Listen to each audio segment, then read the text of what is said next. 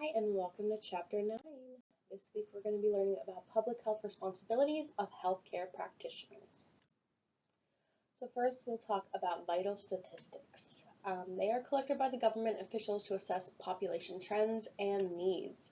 They include live births, deaths, fetal deaths, and induced abortions, and changes in individuals' civil status. So what is this information used for? It can be used for educational institutions, government agencies, research scientists, and then also private industries. And then any other organizations and individuals that would like to use this information, a lot of the times it is public for them to see.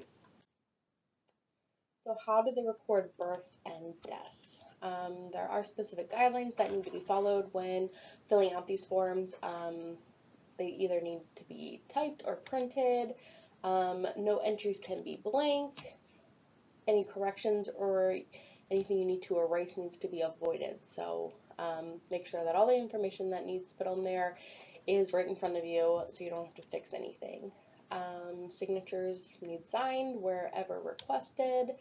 File only the originals with the state registrars. So the originals get filed and then any copies can be saved. Make sure that names are spelled correctly because there's a process. Again, if there's any corrections or anything that need made, it's kind of a lengthy process to go through that. Avoid any abbreviations and refer any problems to state officials. Next is going to be information that is required on a death certificate. Now this is usually filled out by the coroner or even sometimes physicians. We probably won't have to do this ever in dentistry, but we're going to include it anyways. So things to include: what caused the death itself? Was it a disease, an injury, homicide, things like that? The date and time of death, of course, is very important. The place of death. Was the patient pregnant at all, if it was a female patient? And then if an autopsy was performed or not is important to include as well. Deaths subject to autopsy. So not all deaths receive an autopsy. There's certain ones that do, though. If there's a possible criminal cause, a homicide or something of that nature that they need to prove how the patient died, they'll do an autopsy. An unattended death. So if the person dies while no one is around, they're not in the hospital, they're not sick or anything, they just die, an autopsy will typically be performed. Due to causes undetermined by the physician. If the doctor is unsure of why the patient died, they'll typically do an autopsy as well.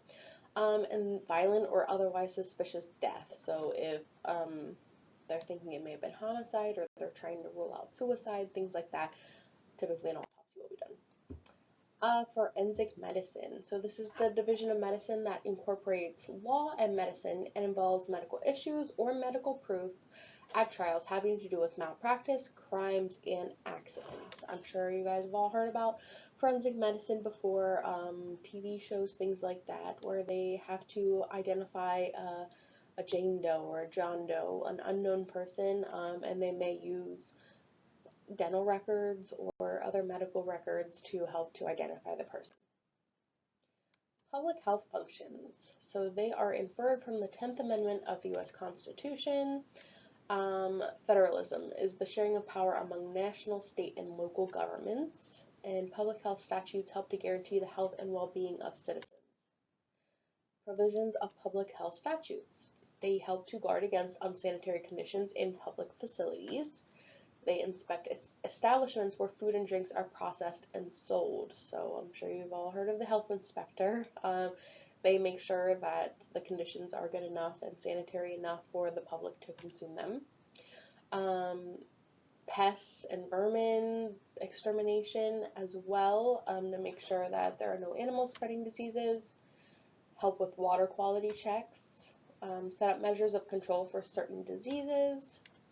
And require physicians and school nurses, other healthcare workers to file certain reports for the protection of citizens as well. So enforcement power of the states. They require investigations to be conducted in infectious disease outbreaks. Make childhood vaccinations a condition for school entry. ban the distribution of free cigarette samples around schools or in areas where children are typically at, institute smoking bans or restrictions, involuntarily detain or quarantine individuals who have certain infectious diseases. We just kind of went through this with COVID recently, where they were kind of enforcing that quarantine period if you were around someone who had COVID or had it. And then last, seize and or destroy property to contain the threat of toxic substances. So these are some of the things that the states themselves have the enforcement power to dictate. The CDC. So the CDC is a national agency. They provide a variety of protective and safety services and education. We should be very familiar with the CDC in dental, as especially in PA, they're kind of like the governing body. PA doesn't have a lot of specific for dental infection control related things. They kind of all lead back to the CDC's regulations and recommendations. They also analyze data to determine solutions for disease threats, and some examples of services include notifying public of a food poisoning outbreak, things like that. If a large group of people suddenly get ill, the CDC kind of sends out messages about that. If you remember from COVID, they were heavily involved in like keeping track of daily numbers of COVID in areas where there were surges, things like that. Next, we'll discuss reportable diseases and injuries. So each state determines how and when these diseases need to be reported. Sexually transmitted diseases are typically reported when they are diagnosed. So the physician or doctor that diagnosed them is going to report that a patient has a sexually transmitted disease. They usually don't go into specifics, such as their name or any identifying characteristics that would go against HIPAA, but they are going to report to the state that a patient came in with this STD. Those who are diagnosed with HIV are instructed to notify their past and present sexual partners or anyone that they may share a needle with. If they do that, it's kind of up to them if they do it or not, unfortunately. So a lot of people are too embarrassed to share these details with others, and it does not end up getting notified to anyone. Next, communicable diseases are more stringent for those who work in the public. So doctors, nurses, dental assistants that are working in any clinics or anything, if you come across a communicable disease that you may think came from a patient of yours or someone in your office, it's really important to report those as well in case there is an outbreak associated with it. So some examples include mumps, pertussis, or rabies. Vaccine documentation. So when vaccines are administered, there's a lot of documentation that needs to be kept track of and submitted kind of to the manufacturers of the vaccine so that they know who received them and when. So number one, the date the vaccine was administered, the vaccine manufacturer, the vaccine lot number, and then the name, address, and title of the healthcare provider who actually gave the patient the vaccine. There is an adverse effects reporting system for vaccines. So any event listed that could be considered a vaccine injury needs to be reported. Any contraindicating event listed in the manufacturer's package insert, so any adverse side effects and things like that that may have occurred, rashes, allergic reactions, things like that. That way that the manufacturer of the vaccine can see if there's an issue somewhere with their product or anything that may be of concern that they may need to pull it for a little bit until more research. Next, we have reportable injuries. So these are types of injuries that may occur that we sometimes don't even think about needing to report if we suspect them because we aren't sure if they are actually happening or not. So examples of this would be assault. If you are suspecting a patient of yours has been assaulted, ideally it's to be reported. Any rape cases, obviously it should not be happening in front of you, but if a patient is telling you that they may have been raped, it's often in their best interest to either have them report it or report it to the police yourself. And then domestic violence as well, which can be child abuse, spousal abuse, elder abuse, or even abuse of an unborn child, all falls under domestic abuse. So things like that should be reported as well to the police to make sure that the person is safe. So what are some signs of abuse? There's physical signs, unexplained fractures, repeated injuries, burns, friction burns, bite marks, malnutrition or dehydrated, they just don't look well, possible sexual abuse as well. And then there's also behavioral signs, such as an illogical explanation for injuries. They can't really tell you how they got an injury, or if they do try to tell you, it's just not making sense why the injury would look like that. Frequently changing physicians because they're fear that the doctor may catch on to what's actually happening, so they just keep going to new ones. And then also changes in their appetite. Next, we'll talk about drug regulators.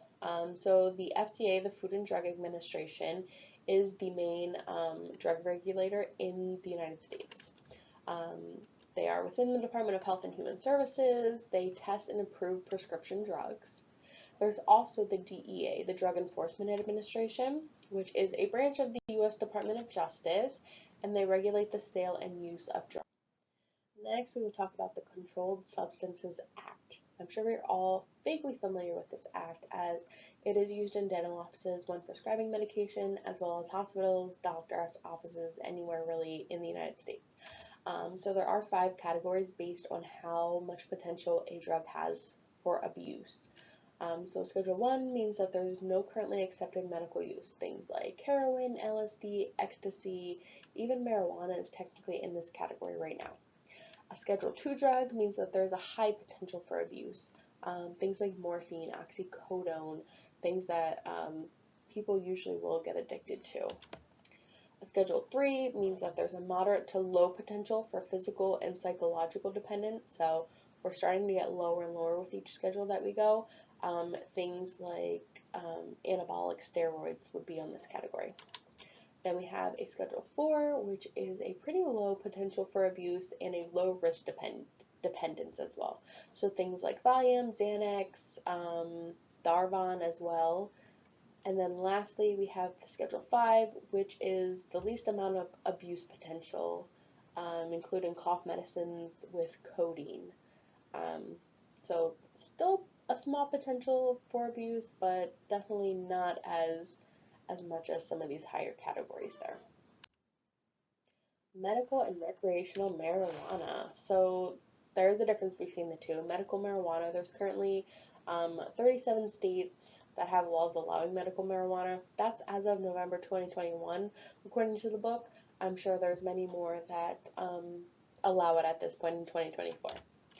There's also recreational marijuana. Only 18 states and 2 territories and Washington, D.C. allow recreational marijuana use as of November 2021. Again, I'm sure the number is a bit higher now. It's starting to become more accepted all across the United States. But there is a bit of a difference. So, like in Pennsylvania, you can now get your medical marijuana card. There's dispensaries all around. There's one right up the road here from the college. So you may start to see this more and more, and it kind of will get out of that Schedule 1 category as well, since it's being allowed more and more. But of course, each state has different laws, so whatever state you're in, you need to follow those laws.